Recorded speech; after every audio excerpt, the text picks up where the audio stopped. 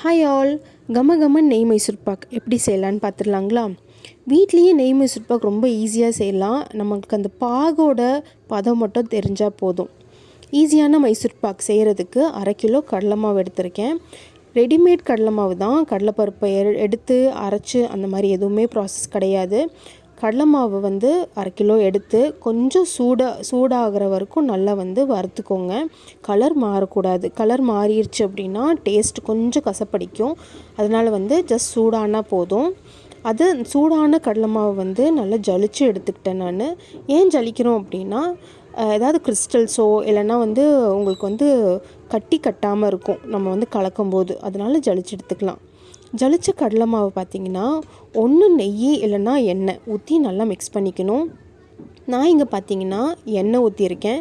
1/2 kilo கடலை மாவுக்கு 1/4 litre எண்ணெய் ஊற்றியிருக்கேன் நான். 1/4 லிட்ரு எண்ணெய் ஊற்றி நல்லா பஜ்ஜி மாவு பதத்துக்கு கட்டியே இல்லாமல் நல்லா ஸ்மூத்தாக நல்லா மிக்ஸ் பண்ணி எடுத்துக்கோங்க. மிக்ஸ் பண்ணி எடுக்கும்போது பார்த்திங்கன்னா உங்களுக்கு நல்லா தெரியும், அந்த ஸ்மூத்னஸ் நல்லா தெரியும்.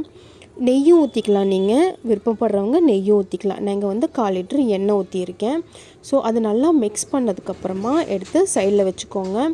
இதுதான் ஃபஸ்ட்டு ப்ராசஸ்ஸு.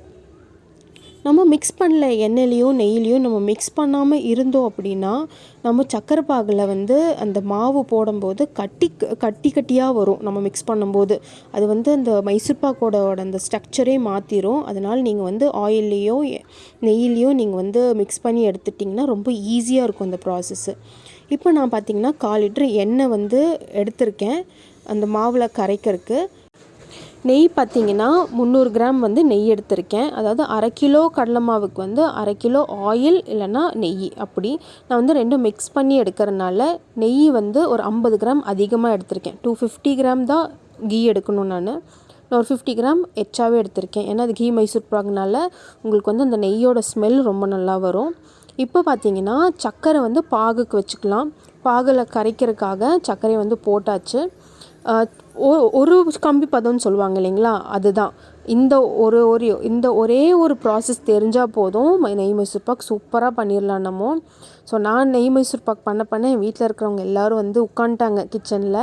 ஏன்னா நான் கடையை க்ளோஸ் பண்ணிவிட்டு நைட்டு தான் நான் நெய் மைசூர் பாக்கெல்லாம் பண்ணிகிட்டு இருந்தேன். இங்கே சக்கரை பாகு ஆகிறக்குள்ளேயே நான் கீ ஹீட்டில் வச்சுருக்கேன். ரொம்பவே சின்ன அடுப்பு, அதாவது ரொம்ப சிம்மில் இருக்கிற அடுப்பு, அதில் நான் வச்சுருக்கேன். அது அப்படியே ஹீட் ஆகிட்டே இருக்கட்டும். நீங்கள் ரொம்ப சிம்மில் இருக்கிற அடுப்பு இருந்துச்சுன்னா ஹீட் பண்ணுறதுக்கு வைங்க. அப்படி இல்லை அப்படின்னா அந்த சக்கரை பாகு ஆனதுக்கு அப்புறமா ஒரு 2 நிமிஷம் ஹீட்டுக்கு வச்சா போதும். இப்போ பார்த்திங்கன்னா ஒரு கம்பி பதம் சக்கரை பாகு ஒரு கம்பி பதம் தான் வேணும். ஒரு ஸ்ட்ரிங் கன்சிஸ்டன்சி வந்த உடனேயே நீங்கள் கரைச்சி வச்சுருக்கிற கடலை மாவை எடுத்து இங்கே ஊற்றிடலாம். ரொம்ப ஈஸி தான் ப்ராசஸ்ஸு. பார்த்திங்கன்னா பிசுப்பு தன்மை இருக்கக்கூடாது. கரெக்டாக 1 ஸ்ட்ரிங் வரணும். அதுதான் ப்ராசஸ். பார்த்திங்கன்னா எனக்கு இப்போது 1 ஸ்ட்ரிங் ரொம்ப அழகாக வருது.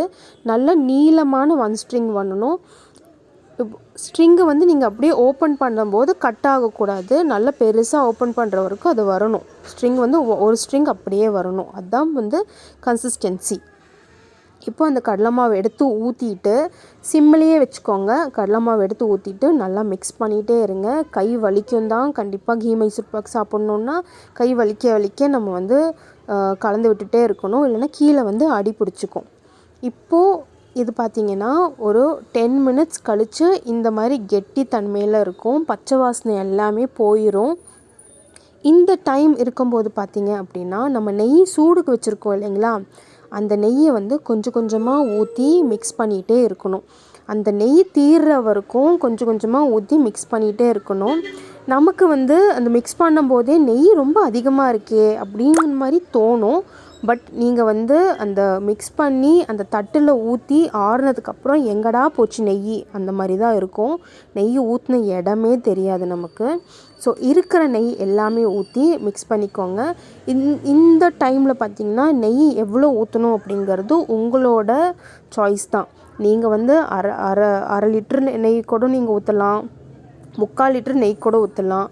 நெய் எவ்வளோக்கு எவ்வளோ ஊற்றுறீங்களோ அவ்வளோக்கு அவ்வளோ மைசூர் பாக் நல்லாயிருக்கும், நல்லா சாஃப்டாக இருக்கும். நெய் அதிகமாக ஊற்றுனா ரொம்ப குழஞ்சிருமோ அப்படின்னலாம் நினைக்காதீங்க. நமக்கு சக்கரை பாதம் மட்டும் நம்ம கரெக்டாக பார்த்துட்டா போதும். நெய் எவ்வளோ ஊற்றினாலும் ப்ராப்ளம் கிடையாது. இப்போ இருக்கிற நெய் எல்லாமே ஊற்றி பார்த்திங்கன்னா சூடாக இருக்கிற நெய் தான் ஊற்றணும். ரொம்ப ஆறின நெய் ஊற்றுனீங்கன்னா அது நல்லா வராது. சூடாக இருக்கிற நெய் ஊற்றும் போது கொஞ்சம் நல்லா பொரிஞ்சு வரும். அதில் தான் பச்சை வாசனையும் போகும், மைசூர் பாக்கும் ரொம்ப டேஸ்ட்டாக வரும்.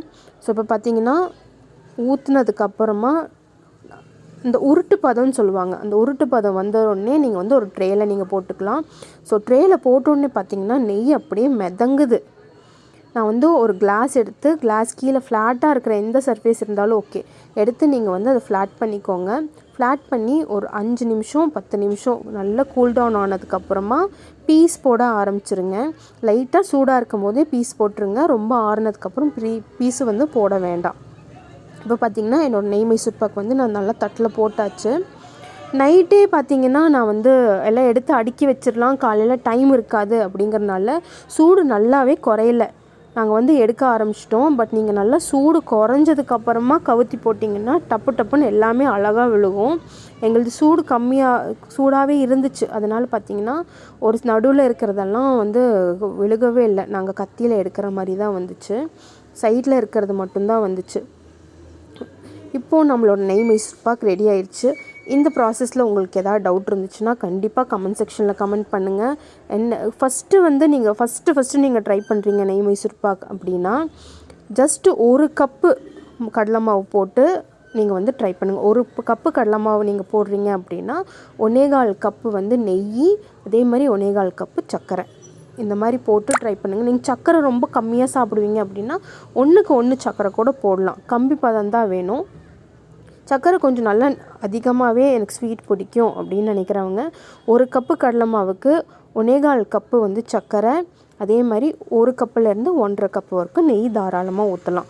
இல்லை நெய் வேண்டாம் அப்படின்னு நினைக்கிறவங்க 1.5 கப்பு வரைக்கும் ஆயில், அதாவது ரீஃபைண்ட் ஆயில், ஸ்மெல் எதுவும் இல்லாத ஆயில் ஊற்றலாம்.